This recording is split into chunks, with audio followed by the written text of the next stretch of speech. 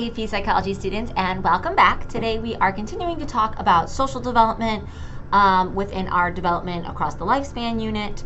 We're going to focus on the social development that happens in adolescence and adulthood.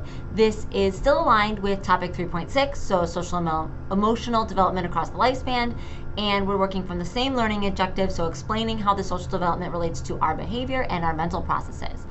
We have two essential questions today. So first, it's how do our relationships with parents, peers, and others impact our development? And what role does culture play in our development?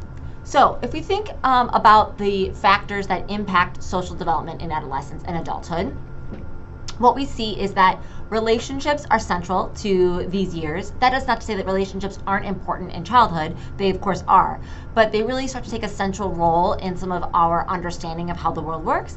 And there are lots of cultural expectations that start to come into play about how we're supposed to behave and act, and what is and is not okay.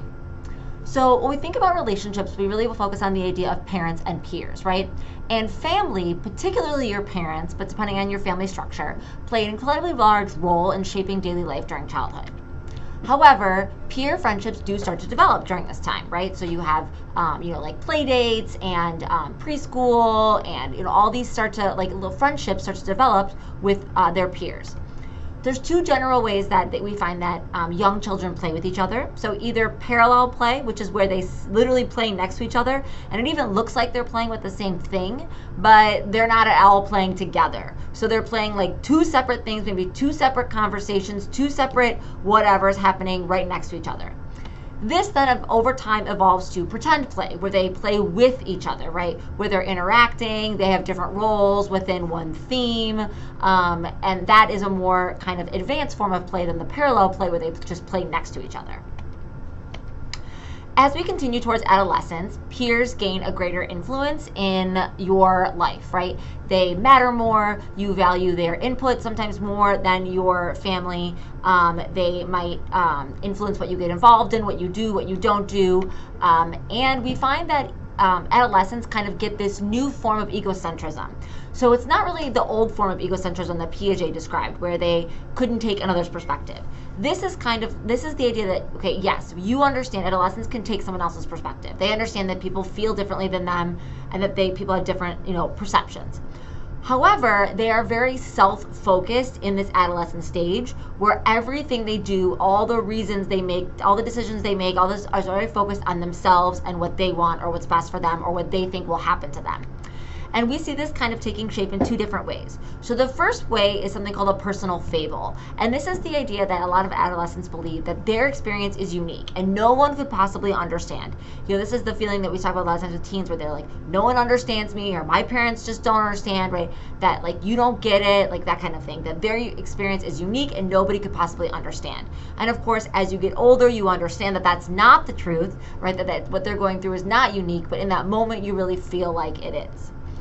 There's also this idea of the imaginary audience. So again, being very self-focused, they know that everyone else has a different perspective, but what they kind of become obsessed with is the idea that everybody's perspective is focused on them. So like everybody's always looking at them or paying attention to them or talking about them. And ultimately what they fail to realize is that everybody is so self-focused that no one really is paying that much attention to them and their mistakes or their pimples or their whatever. Instead, they're really focused on themselves. One of the things that starts to really take shape during the adolescent years is this social identity. So we'll talk a little bit more identity in the upcoming videos, but the social identity is who you are based on the groups that you fit into or belong in, right? And here's just some of the different social identities that we can develop. So based on our race, our sexuality, our gender, our religion, our ethnicity, a disability that we might have, a language that we might speak, right? All of those things can impact our social identity. And that kind of who we think we are based on the groups that we surround ourselves with, and who's alike and dislike from us, who's similar and dissimilar to us.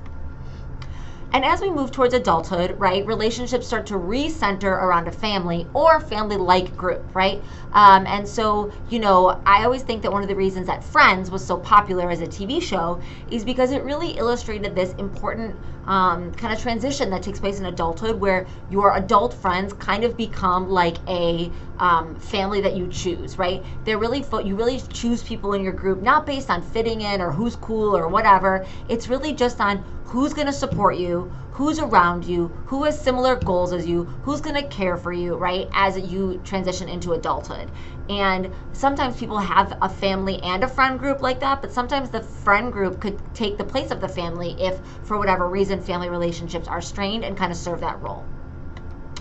So the last thing that I want to talk about is the cultural expectations that impact our social development. So many of our social milestones, right? So getting a driver's license, going to college, getting married, having kids, buying a house, retiring, those kinds of things are all socially driven by our culture, right? Like when we think is the right time to do those things. Now, does that mean everybody does it at the same time? Of course not.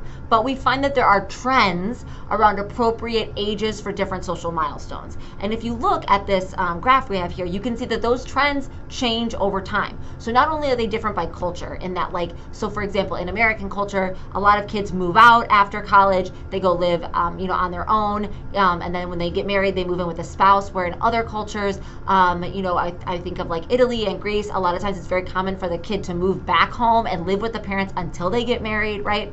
So that's culturally based by, ethnicity or country, but there's also changes in culture throughout time. So your parents got married at an earlier age than you might, and that their parents got married at an earlier age than your grandparents got married at an earlier age than your parents, right? So over time, that has changed based on cultural expectations for work, for sexual maturity, all these things. And one of the most interesting things that we see happening in affluent cultures, so a lot of Western cultures, where you have this idea of emerging adulthood. So it's a time between adolescence and adulthood where the kid, the adult, I guess, the young adult, is trying to navigate their way. Generally, we think about this as like the 20s, where they're not really an adolescent anymore, but they still need their parents' support in some instances. They might live at home, or they might get financial support from parents while they're attending graduate school. They may be on their parents' health care, right? And then this is very different. And what you do in your 20s and even 30s might look very different than what your parents were doing in their 20s and 30s. All right, so today we talked about the relationships that impact us during adolescence and adulthood and the role our culture plays in our social development. Make sure you can answer these essential questions before you end this video. That's all for now, AP Psychos, and remember, psychology is flippin' awesome.